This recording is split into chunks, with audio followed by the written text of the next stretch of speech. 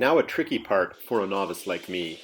If you recall those four pieces that I put up, there is about an inch and a half sliver that goes right down the side that needs to be filled in before the steel can tuck nicely into that trim on the side of the garage. So I've taken my measurements, and now it's time to mark up this sheet of steel and cut it so I can install it into that sliver on the side of the garage as well as above the garage door. Okay, everyone, I have a lot of metal for the walls that I'm probably going to have to do some trimming on. And with that in mind, I went out and bought myself this, what's called the Malco Turbo Shear. It is something that you fit on to your drill driver. And I test drove it a bit yesterday, and it seemed to work very well. So here goes, and let's see how this works out.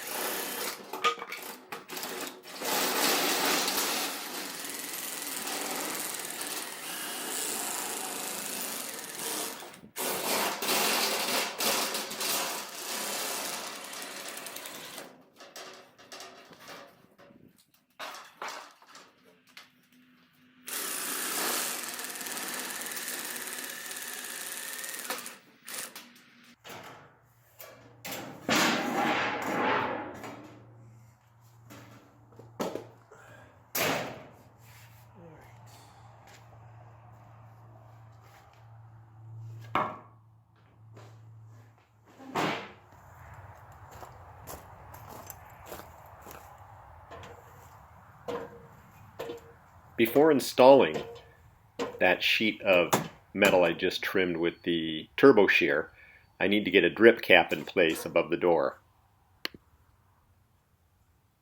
Again, I'm doing the majority of this work by myself, a big DIY build project essentially.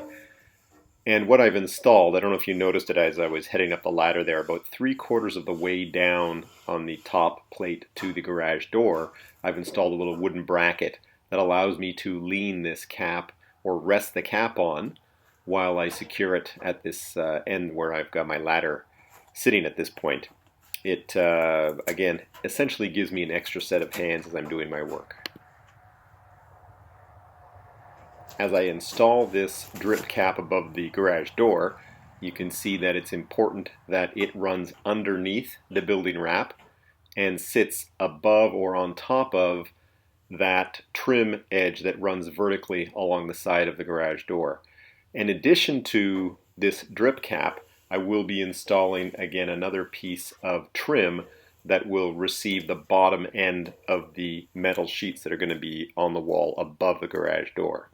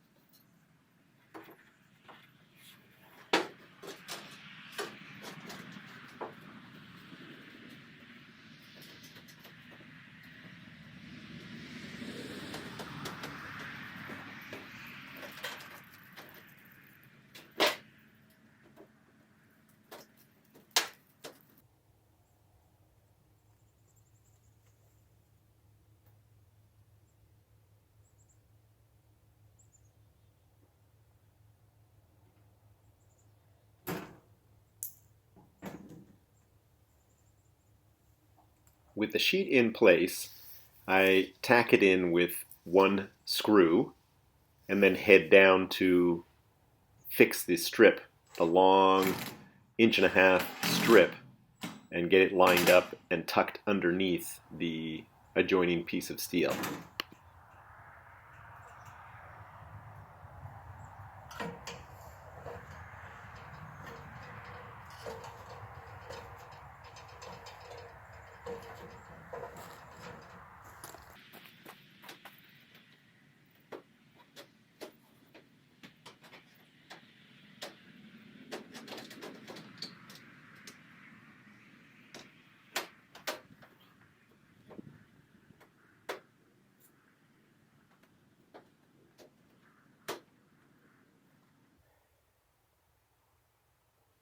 Here I use my awl to not only punch a hole where a screw needs to be driven in, but also to help align and hold this piece of steel in place while I work on some other aspects of it and actually get a screw in a little bit lower down.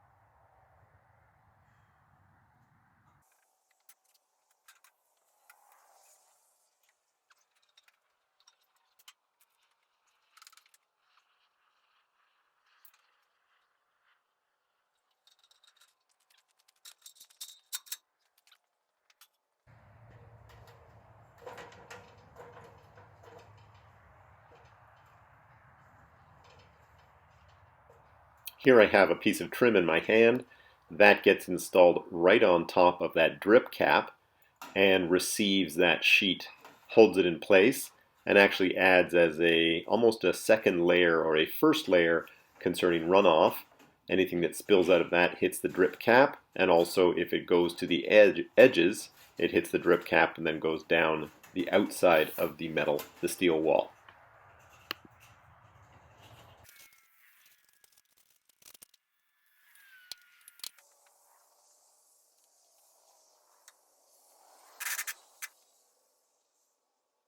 This is the first piece of steel I've ever cut. I've got it in place, and what I did after this, and of course I have misplaced the footage that I took, was that I prepared the various pieces that fit alongside here going to the right, installed them, and like I said, I thought I had the footage, but I don't.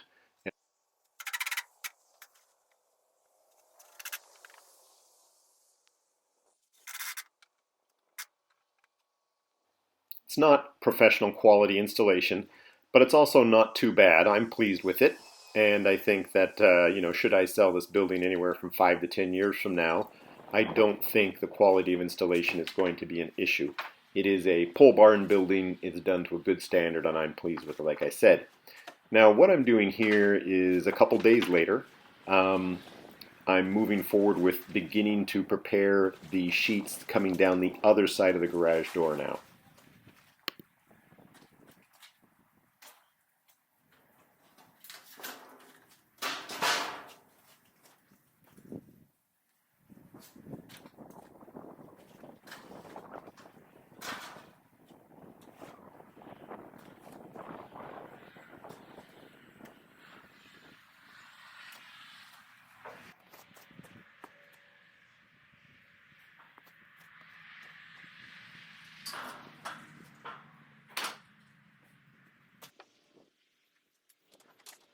It's my first time wearing these Stanley ear protectors with the built-in radio, and I've got to say I'm a huge fan. Just in a half day, my wife bought them for me for my birthday, so thanks to my lovely wife for the gift. Some of the work can be a little bit mundane at times, so being able to listen to NPR and other radio stations is a nice break.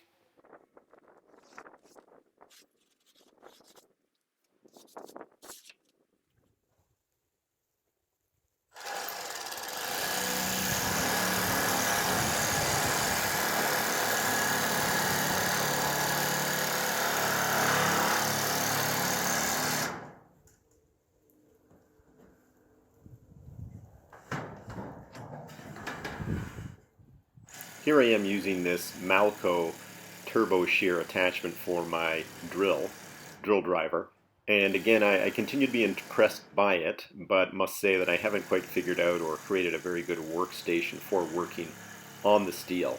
So it's something I'm going to have to figure out. As you can see here, the sheet is sliding away from me as I get in a very awkward squat to complete the cut.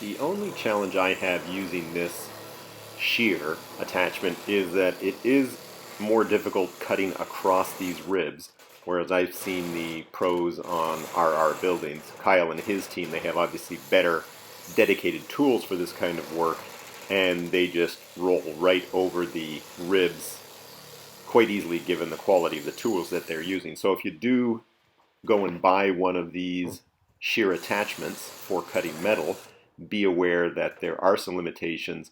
But again, if you're going to use it as infrequently as I will be over the next 5 years, for example, it's the perfect attachment for someone like me.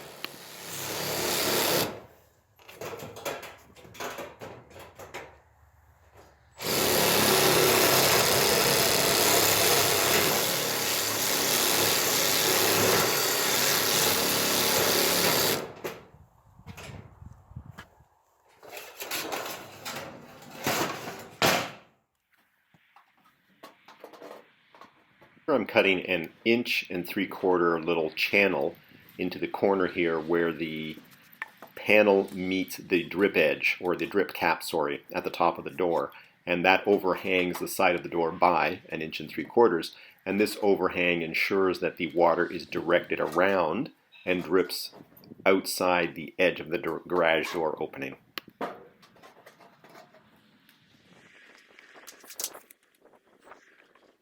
And again, now I've measured all the locations for the screws, and I use my awl to punch through, making it easier for me to install the screws when the metal sheet is hanging on the side of the building.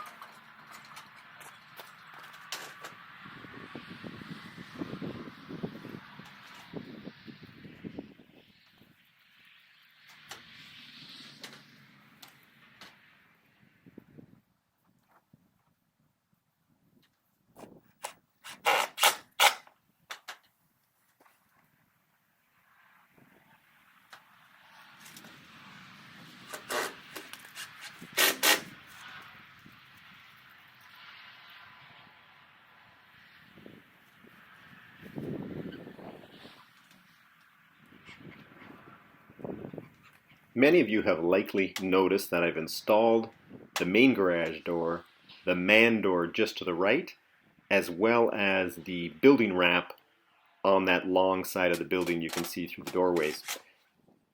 I'm going to have some upcoming videos on those in the coming weeks, and in the meantime I wanted to get these videos out concerning the installation of the metal sheets on this front wall.